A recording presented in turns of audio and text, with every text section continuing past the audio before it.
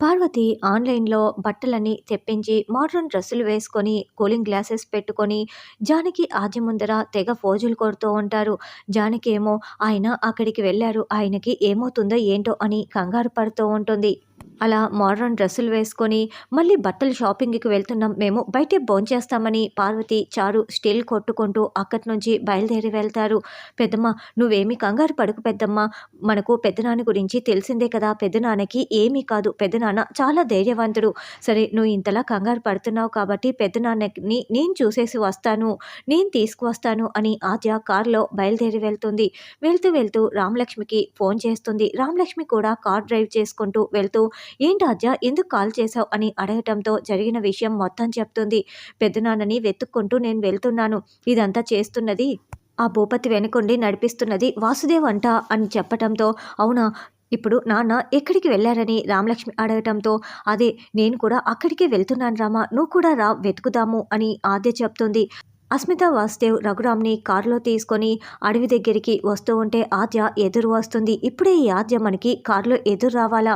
మన దగ్గర ఉన్న రఘురామ్ని చూసిందంటే ఇంకేమైనా ఉందా అని వాళ్ళు కంగారు పడుతూ ఉంటారు. ఆద్య కారు వీళ్ళిద్దరిది కూడా ఎదురెదురు వచ్చి సడన్గా ఆగిపోతుంది. కొంచెం ముందుకు వెళ్ళండి నేను వెళ్ళాలని ఆద్య చెప్తుంది. కారులో కూర్చున్న స్పృహ లేకుండా పడి ఉన్న రఘురామ్ని ఆద్య అస్సలు గమనించుకోదు.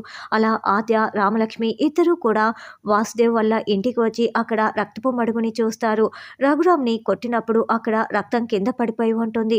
నాన్నకి ఏమైనా అయినట్లు ఉంది ఆద్య, ఇక్కడ రక్తం కూడా ఉంది కదా, ఇక్కడ ఎవరూ లేరు అని రామలక్ష్మి అనడంతో చూడరామా పెద్దనాన్నకి ఏమీ కాదు నేను చెప్తున్నాను కదా, నువ్వు పోలీసులకి కంప్లైంట్ ఇవ్వటానికి వెళ్ళు, నేను పెద్దనాన్నని వెతకటానికి వెళ్తానని ఆద్య చెప్తుంది.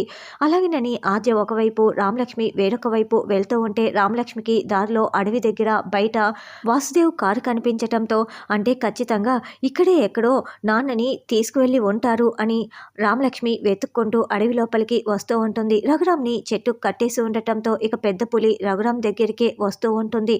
అప్పుడే అక్కడికి వస్తున్న రామలక్ష్మిని చూసి అస్మిత ఒక ప్లాన్ చెప్తుంది. సరే మీరు వెళ్ళండని వాసుదేవ్ రఘురామ్ని కాచిపెట్టుకొని ఉంటాడు. ఇక అస్మిత పరుగులు పెడుతూ నడవలేక నన్ను కాపాడండి నన్ను కాపాడండి చంపడానికి వస్తున్నారు రామా నువ్వు వచ్చావా, నన్ను చంపడానికి వచ్చారు రామా అని నొప్పులు పడుతూ ఏడుస్తూ ఉంటుంది. నాకు చాలా నొప్పిగా నన్ను హాస్పిటల్కి తీసుకువెళ్ళు రామలక్ష్మి, నన్ను కాపాడు రామలక్ష్మి అని అస్మిత ఫేక్ నొప్పులతో అలా రామలక్ష్మిని తప్పుదారి పట్టించటానికి నటిస్తూ ఉంటుంది. అయ్యో నాన్న ప్రమాదంలో ఉన్నట్లున్నాడు అస్మిత అని రామలక్ష్మి చెప్తుంటే నా ప్రాణాలు కాపాడవా ప్లీజ్ నన్ను తీసుకువెళ్ళు అని ఇక రామలక్ష్మిని అక్కడి నుంచి తీసుకువెళ్తుంది. తర్వాత పులి స్పృహలో లేని రఘురాంపై విడుచుకు పడుతూ ఉంటే అప్పుడే మెలకువలోకి వచ్చిన రఘురాం అక్కడి నుంచి పరుగులు పెట్టి పారిపోతూ బయటికి వస్తాడు.